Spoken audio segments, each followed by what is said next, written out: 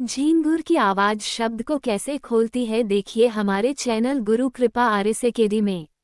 रात का सन्नाटा, चारों ओर गहरा मौन, और उस मौन को चीरती हुई एक हल्की सी झींगुर की आवाज, चिरा चिरा। पहली नजर में ये बस एक साधारण कीट की आवाज लगती है, लेकिन जो साधक ध्यान की गहराइयों में उतर चुका है वह जानता है ये झींगुर की ध्वनि कोई साधारण ध्वनि नहीं, बल्कि शब्द का एक रूप है। शब्द, जिसे संतों ने नाद, धुन, अनहद, शब्द ब्रह्म कहा है, वही शक्ति जो पूरे ब्रह्मांड को चलाती है। झींगुर की यह निरंतर, बिना रुके चलने वाली आवाज उसी शब्द की झलक है जो हर जगह व्याप्त है। एक, मौन के भीतर की ध्वनि। जब मनुष्य बाहरी बोलने, सोचने और दौड़ने से थककर शांत बैठता है, तो उसे भीतर से आवाजें सुनाई देने लगती हैं। पहले बाहर की, जैसे पत्तों की सरसराहट, पक्षियों का गान, झींगुर की टंकार। फिर धीरे धीरे साधक का ध्यान भीतर उतरता है और वही झींगुर की आवाज अब साधारण नहीं रहती। वह बाहर नहीं, भीतर गूंजती प्रतीत होती है। ये ध्वनि भीतर के कान को खोलती है, वही कान जिससे शब्द सुना जाता है। 2. झींगुर की आवाज क्यों खास है? झींगुर की ध्वनि एक निरंतर, एक तान में चलती है, बिना रुकावट, बिना ऊंच नीच। ये निरंतरता ध्यान की निशानी है। इसलिए बहुत से साधक जब गहरे ध्यान में जाते हैं तो उन्हें पहले झींगुर जैसी ध्वनि सुनाई देती है। ये प्रारंभिक शब्द है, वह पहला द्वार जहां से आत्मा भीतर के लोकों की यात्रा आरंभ करती है। संत कबीर कहते हैं, शब्द बिना सुना तन मेरा, शब्द लागे तब जानू। जब शब्द लग जाता है तब मनुष्य जानता है कि उसका अस्तित्व क्या है। 3. शब्द का द्वार कैसे खुलता है?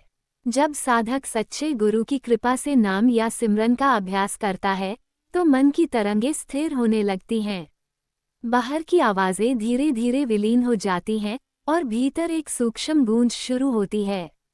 पहले हल्की झनकार, जैसे झींगुर या घंटी की टंकार, फिर वह बढ़ती है, एक अनहद नाद में बदल जाती है। यही शब्द का खुलना है। यह कोई बाहरी अनुभव नहीं, यह आत्मा के भीतर परमात्मा की पुकार है। 4. झींगुर की आवाज एक प्रतीक है। प्रकृति हर चीज के माध्यम से ईश्वरीय संदेश देती है। झींगुर की आवाज ये सिखाती है कि जो भीतर की एकाग्रता बनाए रखता है वही शब्द को सुन पाता है। झींगुर कभी नहीं थमता, उसकी टंकार एक निरंतर ध्यान जैसी है। इसलिए संतों ने कहा, प्रकृति स्वयं साधना कर रही है, बस उसे सुनना सीखो। जो व्यक्ति रात के सन्नाटे में झींगुर की आवाज को ध्यानपूर्वक सुनता है वह धीरे धीरे अपने भीतर की ध्वनि से जुड़ जाता है। 5. शब्द क्या है? शब्द कोई बोली जाने वाली भाषा नहीं है। यह उस मूल कंपन का नाम है जिससे सृष्टि बनी, जिसे विज्ञान वाइब्रेशन कहता है। संत उसे शब्द कहते हैं। यह अनहद है जिसका कोई आरंभ या अंत नहीं। जब साधक इस शब्द से जुड़ता है तो वह आत्मा से ऊपर उठता है। झींगुर की निरंतर टंकार उसी अनहद शब्द का प्रतीक है जो बिना रुके, बिना टूटे, सदा गूंजता रहता है। 6. अनुभव की दिशा। जब ध्यान गहराता है तो झींगुर जैसी ध्वनि सुनना एक संकेत होता है कि ध्यान सही दिशा में जा रहा है। यह न तो भ्रम है, न कल्पना, यह आत्मा की प्रथम अनुभूति है। धीरे धीरे ये ध्वनि स्पष्ट होती है और फिर उसके बाद अन्य ध्वनियां, घंटी, वीणा, बंसी, मेघनाद सब सुनाई देने लगते हैं। हर ध्वनि एक उच्चतर लोक का द्वार खोलती है। 7. शब्द का उद्देश्य। शब्द हमें परमात्मा से जोड़ता है। ये वही सेतु है जो आत्मा को उसके स्रोत तक पहुंचाता है। जब साधक शब्द को सुनता है तो वह शरीर से परे उड़ने लगता है। मन शांत होता है, विचार रुकते हैं और आत्मा प्रकाश में विलीन हो जाती है। 8. झींगुर से सीख। झींगुर बोलता नहीं, बस ध्वनि करता है। वो हमें सिखाता है मौन रहकर भी जो जुड़ा रहे वही असली साधक है। वाणी नहीं, एकाग्रता ही सच्चा शब्द खोलती है।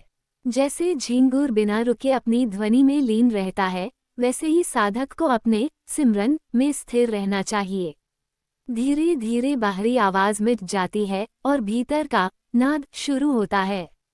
वही असली संगीत है, वही शब्द ब्रह्म है। 9. गुरु की कृपा का महत्व। गुरु वह दीपक हैं जो भीतर के कान को खोलते हैं। उनकी दी हुई नाम धुन या शब्द सिमरन साधक को झींगुर की ध्वनि से भी गहरे स्तर तक ले जाती है।